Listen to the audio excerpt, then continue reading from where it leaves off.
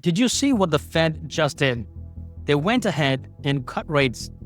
Now, that headline alone doesn't tell you the full story because while the cut itself was expected, the real question is, what comes next? Markets are now betting on more cuts ahead, and the Fed's own projections point in the same direction.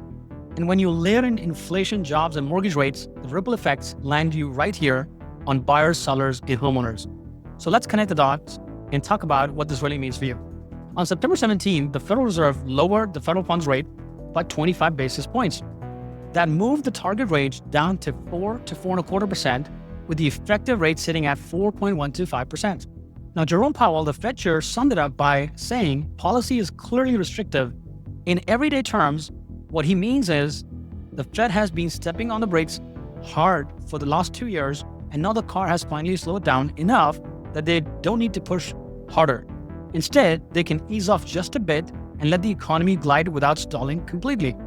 But here's the key part. This cut wasn't a surprise. Back on August 22nd, Powell signaled this was coming. So by the time the Fed acted, mortgage rates had already dropped about 0.3%. And here's where it gets interesting.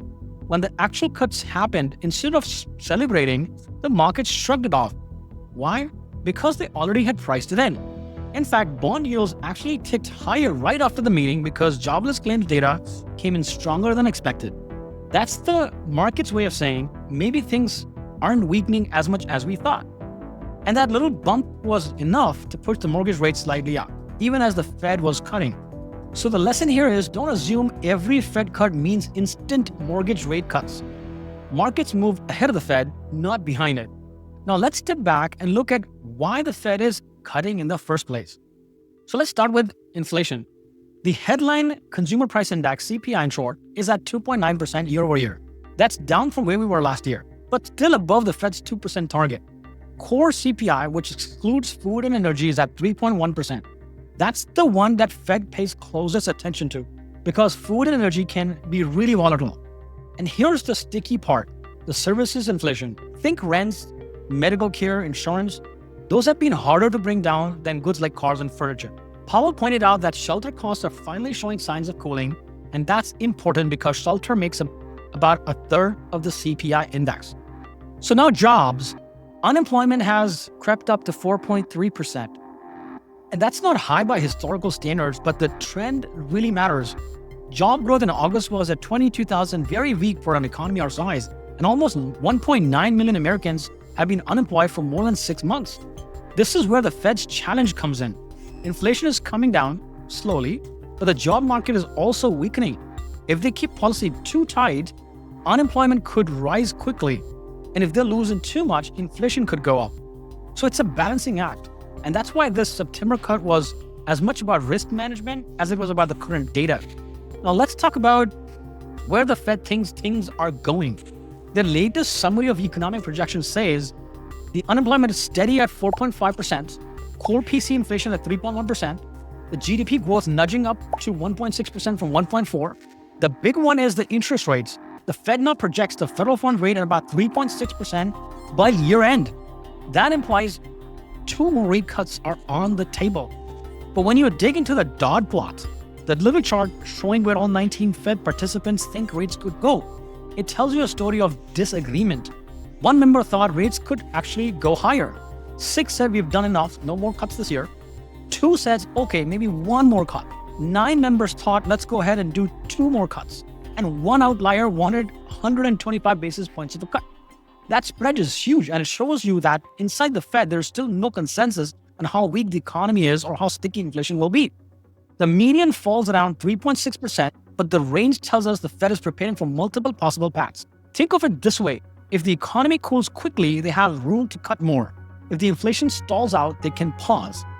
The dot plot is less a plan and more a map of possible roads the Fed might take.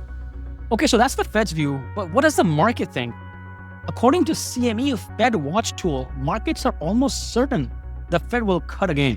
About 90% chance of a 25 basis points of cut at the October 29th meeting, and about 70 to 80% chance of a 1 more cut at the December 10th meeting. So the market is basically saying, yes, more cuts are coming. Of course, this is data dependent. If inflation heats back up or jobs rebound unexpectedly, those odds can shift. But for now, the direction looks pretty clear. The Fed is more likely to keep easing than to reverse course. So let's bring this home literally. What does all of this mean for buyers, sellers, and homeowners, especially here in California? For buyers, every 0.25% rate cut saves about $17 per month for every $100,000 borrowed. And on $1 million loan, that's about $340 a month. That's like covering your internet, your phone bill, and also Netflix subscription every month from just half a point more in rate cuts. Now, here's another perspective. If you keep the same payment you'll make on $1 million loan at 6%, that same monthly payment could buy you $1,056,000 of a loan at 5.5%. That's about $55,000 more buying power without changing your budget. Now, in a market like California, where homes are expensive and every extra dollar of financing counts, that extra buying power can be the difference between getting the home you love and want, than settling for the one you don't want. For sellers, when financing gets cheaper, more buyers re-enter the market. That means more competition and more energy around listings. If your home is priced correctly and shows well, you might get more offers and stronger offers. But if you don't have it, then obviously the overpriced homes will still sit on the market. For homeowners, if you have a home equity line of credit, the Fed cuts can lower your monthly payment directly as the HELOC rates are tied to prime, and prime equals the federal funds rate plus 3%. If you've been considering refinancing, you should already be doing a mortgage rate check to see if you can get a lower rate. Even a half a point move can save you hundreds a month or free up some cash flow for other goals. Now, before we get too excited, let's be real about the risks. Inflation could stay sticky, especially in the services and shelter. The labor market could weaken faster than the Fed expects, which might spook the markets. And mortgage rates don't move in perfect sync with the Fed cuts. They're tied more closely to the 10-year Treasury, which can move for reasons totally unrelated to the Fed. And I will say this, while the Fed cut is good news, it's not a silver bullet. So what should you really watch for?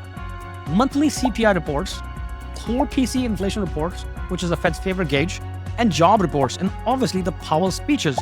Sometimes the markets react more to what he says than what he actually does. So here's the takeaway. The Fed just made its first cut. Markets expect more in October and December. And if that plays out, buyers gain more affordability, sellers see more demand, and homeowners may get a chance to refinance at a lower cost. If you are thinking about buying, selling, or refinancing, or even if you just want to understand how this plays for yourself, DM me or call me at the number below. I would love to help. And guys, don't forget to like, subscribe, and hit the bell button so you don't miss the next update. As always, thanks for watching, and I'll see you in the next one.